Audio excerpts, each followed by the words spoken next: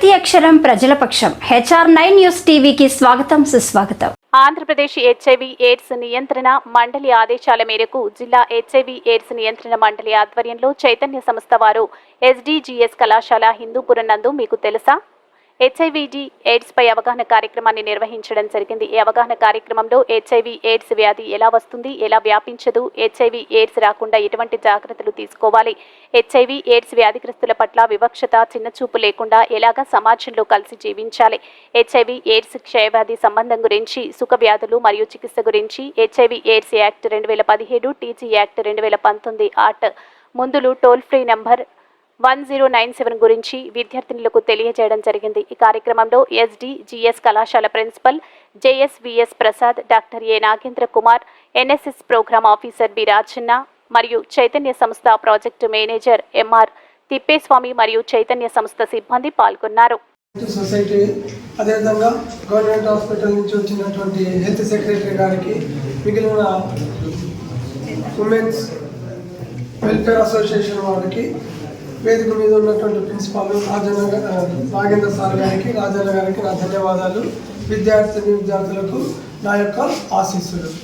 So main యువత చెడు మార్గంలో ప్రయాణించడానికి ఒకే ఒక మార్గము సార్ చెప్పినట్టుగా సోషల్ మీడియా. తెలియని వాడు కూడా నేర్చుకుంటున్నాడు, మంచిది నేర్చుకోరు. ఫోన్ కానీ పేపర్లో కానీ ఏంట్లో ఉన్నా కానీ మంచి చెడు రెండు ఉంటాయి. సో మంచి కోసం ఉపయోగించరు. అక్కడ ఏం జరుగుతుందో దానిపైన మన యువత అంతా కాన్సన్ట్రేషన్ చేసి మనము అట్లా చేస్తే ఏమీ కాదు కదా అనే భయం లేకోకుండా చెడు ద్రోవ పడుతున్నారు అనమాట. So rural development trust sir,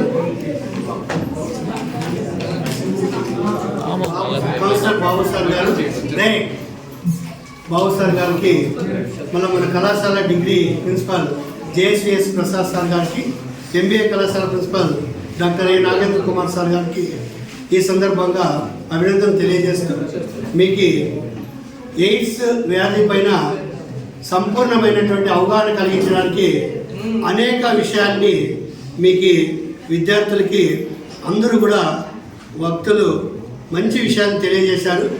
కాకపోతే ఒక్క 4 విషయాలు నేను ఎందుకు చెప్తున్నానంటే కాలాతీతం కాబట్టి. ఆరోగ్యమే మహాభాగ్యం, హెల్త్ ఈజ్ వెల్త్. మనకి మానవ జన్మ అనేది చాలా పవిత్రమైంది. భగవంతుడు ఇచ్చినటువంటి అత్యున్నతమైనటువంటి జన్మల్లో మానవ జన్మ చాలా గొప్పది. కాబట్టి మన ఆరోగ్యంగా ఉంటే మనకి ఏ ఆస్తులు మనకు అవసరం లేదు. ఫస్ట్ మనకు ఆరోగ్యంగా ఉండాలి. సార్ చెప్పినాడు, ఇంతకుముందు క్యాన్సర్ అంటా ఉన్నాడు. క్యాన్సర్ వస్తే క్యాన్సరే, ఎయిడ్స్ వచ్చినా కూడా బతకొచ్చు, క్యాన్సర్ వచ్చినా బతకొచ్చు. ఆ HIV పాజిటివ్ వచ్చిన తర్వాత కేంద్ర ప్రభుత్వము గుర్తించి, మామూలుగా ఇంతకు ముందు మన దేశంలో లేదు, అమెరికా, నైజీరియాలో ఎక్కువగా HIV కేసెస్ ఉండేవి. మన దేశంలో అయితే 1986లో ఫస్ట్ కేసు వచ్చింది. అప్పుడు వచ్చిన తర్వాత 1988 నుంచి ప్రతి సంవత్సరం December 1 మీకు అందరికీ తెలిసే ఉంటుంది, NSS సార్ పార్టిసిపేట్ చేస్తుంటారు, రాజేంద్ర సార్. December 1 అనేది ప్రపంచ ఎయిడ్స్ డే, అంటే వరల్డ్ ఎయిడ్స్ డే, అంటే వరల్డ్ ఎయిడ్స్ దినం అని ప్రతిసారి జరుపుకుంటాం. ఎందుకు జరుపుకుంటాము? 1988 December 1 నుంచి కేంద్ర ప్రభుత్వం దాన్ని అమల్లోకి తీసుకొచ్చింది. ప్రతి చోట అంటే HIV బారిన పడినటువంటి ఎవరైతే రోగులు ఉన్నారో వాళ్ళని మనం సమాజంలో గౌరవించాలా, వాళ్ళకు మేము అండగా ఉంటాము, మేము మీకు భరోసా కల్పిస్తామనే ఉద్దేశంతో ప్రతి సంవత్సరం, అంటే HIVతో మరణించే వాళ్ళకి సంఘీభావం తెలుపుతూ ప్రతి సంవత్సరం మనము December 1 వరల్డ్ ఎయిడ్స్ డే దినంగా జరుపుకుంటున్నాం. HIV ఎలా వస్తుంది, ఎలా రాదు, దానికి మార్గాలు ఏంటి? ఒక్కరు చెప్పండి. మనం రోజు టీవీలో గంటల తరబడి టీవీ చూస్తున్నాం, యూట్యూబ్ చూస్తున్నాం, ఫేస్బుక్ చూస్తున్నాం. మంచోడు వాడు, గ్లామర్ హీరో, కింగ్ లాగా ఉంటాడు, ఎవరు చూసినా ప్రేమించాలనుకుంటాడు. మరి ఎవరో ప్రేమించి చేసుకున్నారు. అమ్మాయి బ్యాడ్ లక్ ఏమో తెలుసా, ఆ అమ్మాయికి ఎయిడ్స్ సోకింది. అరే ఆ అమ్మాయికి ఎయిడ్స్ సోకింది ఏంటని చెప్పి అమ్మాయిని హాస్పిటల్కి తీసుకెళ్ళి హైదరాబాద్లో అడ్మిట్ చేస్తే, ఈ అమ్మాయికి ఎయిడ్స్ రావడానికి అవకాశం లేదు, హస్బెండ్ని చెక్ చేయండి అని అంటే వాడి కింగ్ ఫస్ట్, వాడికి ఉంది ఎయిడ్స్. వాడు ఎట్టున్నాడంటే హీరోలాగా ఉంటాడు, సినిమా పెట్టి తీయొచ్చు. ఎందుకు ఇవన్నీ చెప్తున్నానంటే, మనం చూస్తున్నవన్నీ కూడా నిజాలు కాదు, మనం అనుకుంటున్నవన్నీ కూడా నమ్మకాలు కాదు. లైఫ్ స్టైల్ ఒక్కసారి పాడైపోయిందంటే ఎవరికి ఏం నష్టం జరుగుతుందో చెప్పలేము. కాబట్టి ఈ హెచ్ఐవి హ్యూమన్ ఇమ్యునో వైరస్, ఇది వైరస్ ఇమ్యూనిటీని చంపేస్తుంది. అది హ్యూమన్స్కి వస్తుంది. ఆఫ్రికా నుంచి వచ్చిందని మనం చిన్నప్పుడు విన్నాం, మేము యూత్గా ఉన్నప్పుడు విన్నాం. బట్ ఈరోజు గుప్తంగా ఉంది ఈ వ్యాధి, లేదని చెప్పలేము. గుప్తంగా ఉంది, మందులు అందుబాటులో ఉన్నాయి, హ్యాపీగా బతికేస్తున్నారు. ఆ వ్యక్తుల గురించి చెప్పేది ఆపేశాను నేను. ఈ అమ్మాయి డైవోర్స్ తీసుకొని వాళ్ళ సొంతూరుకి వెళ్ళిపోయింది, అక్కడ నెలకు చచ్చిపోయింది.